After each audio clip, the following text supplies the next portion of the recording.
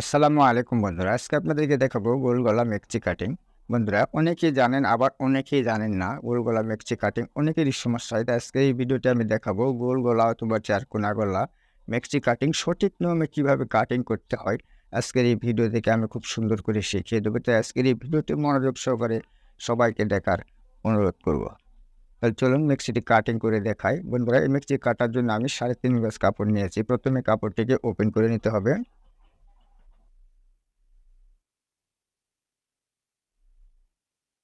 কাপড়টিকে এরকমভাবে ওপেন করে নেওয়ার পর দেখুন কাপড়ের কোনারেসি এক করে কাপড়টিকে 2 পার্ট করে নিতে হবে। এরকমভাবে কাপড়টি 2 পার্ট করে নেওয়ার পর এখন এরকমভাবে আরেকটি ভাঁজ দিয়ে কাপড়টিকে 4 পার্ট সরিয়ে দিতে হবে।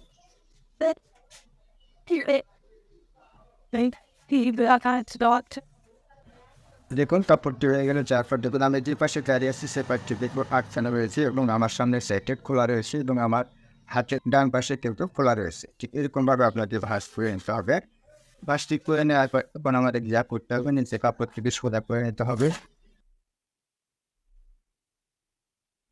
এরকমভাবে কাপড়টিকে সোজা করে নেওয়ার পর এখন আমাদের যা করতে হবে নিচে মুড়িয়ে দেওয়ার জন্য কাপড় রাখতে হবে। 1.5 থেকে 2 ইঞ্চি মধ্যে রাখবেন। আমি 1.5 ইঞ্চি কাপড় রেখে নিচ্ছি।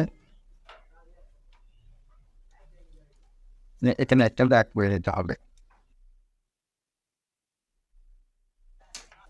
এই দাগটি করে নেওয়ার পর এখন আমাদের দিতে হবে চুলের মাপ। চুলের মাপ নেওয়ার জন্য দেখুন ফিতাটি এরকমভাবে রাখতে হবে। আমার এই মেক্সির ঝুল হবে 49 ইঞ্চি। 49 একটা মার্ক করে নিচ্ছি এবং সেলাই মার্জিন আরও 1/2 ইঞ্চি নিয়ে নিতে হবে। নেওয়ার পরে এই দাগটা সমান করে দিতে হবে। এরপর এই দাগগুলোর গোড়া থেকে কেটে নিতে হবে। যেসব বাইরে কাপড়টা ধরে নেই এই কাপড় থেকে হাতে কাটিং করবে এর জন্য এটাকে রেখে দেবো। এখন আপনাকে যা করতে হবে যে পাশে খোলা রয়েছে সে পাশ থেকে 1 ইঞ্চিতে একটা দাগ করে নিতে হবে।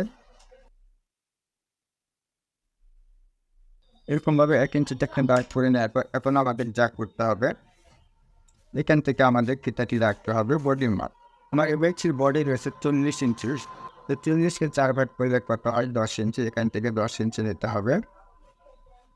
এই 10 ইঞ্চি অনুযায়ী আমাদের এই কাপড়টাকে ভাঁজ করে নিতে হবে। দেখুন ঠিক এরকমভাবে 10 ইঞ্চিকে একটা ভাঁজ করে নিতে হবে।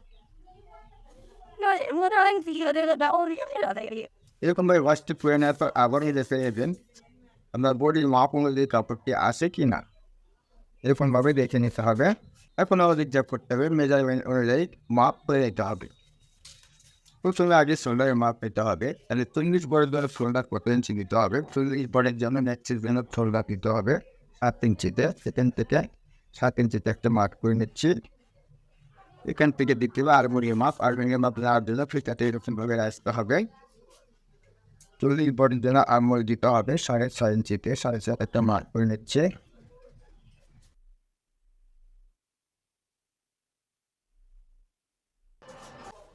এরপরে আরমোলটা আমাদের আরমোলটা করে নেওয়ার জন্য দেখেন ত্রিপুরের দাগ থেকে আমরা এরকমভাবে ফিতাটি রাখবো। এরপরে ফিতাটা করে নেব। নেওয়ার পরে এখানে একটা দাগ করে নেবো। নেওয়ার পর দেখুন এই দাগ থেকে আমাদের এই রাউন্ড হয়ে ঠিক এরকমভাবে মোড়াতে মজা এরকমভাবে আরমোলের দাগটি করে নেওয়ার পর এখন আমাদের খেতে হবে গলা। 40 বড় গলার পাশে 5 ইঞ্চি দিতে হবে। 40 বডি গলার জন্য আমাদের গলার পাশে দিতে হবে 5 ইঞ্চি। 5কে অর্ধেক করলে কত হয় 2.5 ইঞ্চি। এখান থেকে 2.5 ইঞ্চি নিতে হবে এবং গলার দিক 17 ইঞ্চি দেবেন। গলার দিক দিতে হবে 4.5 ইঞ্চিতে। কেউ যদি একটু বড় গলা পছন্দ করে তাদের জন্য আপনি 5 ইঞ্চি অথবা 5.5 ইঞ্চি দিয়ে নেবেন। আমার একটু ছোটো গলা হবে একটু না হবে 4.5 ইঞ্চি একটা মার্ক করে নিচ্ছে। নেওয়ার পর এখানে দেখুন এই দাগটার সঙ্গে এই দাগটা মিলিয়ে দিতে হবে সুন্দর করে। এখন এখানে চাইলে আপনারা গোল গলা অথবা চারকোনা গলা যে কোনো গলা আপনারা দিয়ে নিতে পারেন। আমি গোল গলা দেবো একদিন আগে গোল গলা রাউন্ড শেপ করে নিচ্ছে। এরপর রাউন্ড শেপটি করে নেওয়ার পর দেখুন এখন আমাদের যা করতে হবে এই দাগের পর থেকে আমাদের এখানে কত ইঞ্চি কাপড় রয়েছে 2 ইঞ্চি তাই না। এখান থেকে আমাদের 2 ইঞ্চি করে একটা দাগ করে নিতে হবে।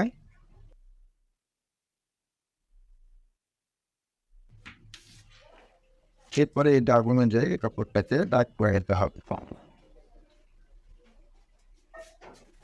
দেখুন এখানে আপনি যখন কাপড়ের বহরটা বেশি হবে তখন এই কাপড়ের পরিমাণ বেশি থাকবে, যখন কাপড়ের বহর ছোট হবে তখন কিন্তু আপনার এখানে কম হয়ে আসবে। আশা করি বুঝতে পারছেন। এখন এই যে দাগ অনুযায়ী আমাদের গলাটি কেটে নিতে হবে। প্রথমে গলাটি কাটিং করে নিচ্ছে,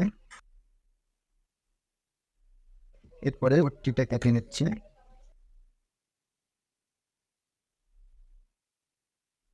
এরপর আলমন্ডটি কেটে নিচ্ছে।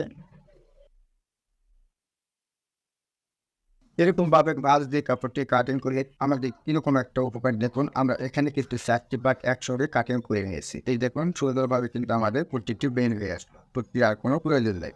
এখন আমাদের কী করতে হবে, সেন থেকে কাপড় থাকে ওপেন করে নিতে হবে। ওপেন করে নেওয়ার পর দেখুন যেখানে কিন্তু ডিফারেন্স, এখানে আমাদের আলগা কাপড় রয়েছে, এই আলগা কাপড় শুধু কিছু বাদ দিয়ে নিতে হবে। দেখুন খুব সহজে কিন্তু আমাদের এই গোলগোলাটা কাটিং করা হয়ে গেল। এখন আমাদের যা করতে হবে, এরপরে আমাদের হাতা কাটিং করতে হবে। হাতা কীভাবে কাটিং করতে হবে দেখুন আমি সুন্দর করে দেখিয়ে দিচ্ছি। এর জন্য এটাকে উঠিয়ে রাখবো। এর চেয়ে কাটার পর যে বাকি কাপড়টা রয়েছে এই কাপড়টাকে এরকমভাবে ওপেন করে নিতে হবে। ওপেন করে নেওয়ার পর এরকমভাবে আরেকটি বাদ দিয়ে কাপড়টি 4 পাঁচ করে নিতে হবে। এরপরে আমাদের যা করতে উপরে সেলাই মার্জিন বাদ দিয়ে একটা দাগ করে নিতে হবে।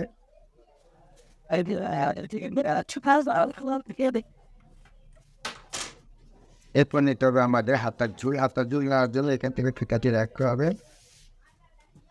আমার এই হাতার ঝুল রয়েছে 17.5 ইঞ্চি। আমি 17.5 একটা মার্ক করে দিচ্ছি, এখানে একটা দাগ করে দিতে হবে।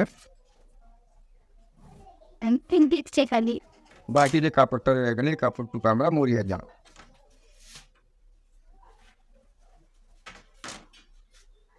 এরপর এখান থেকে একটা দাগ করে দিতে হবে 3 ইঞ্চিতে।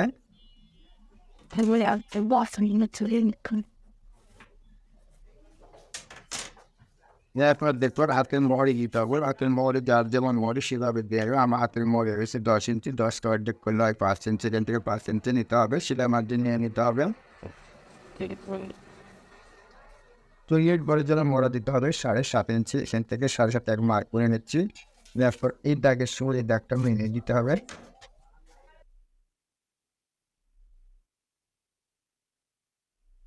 এরপর মোড়াটা একটু হাতে ডাউন করে দিতে হবে। এরপরে হাত আসি কাটিং দিয়ে দিতে হবে।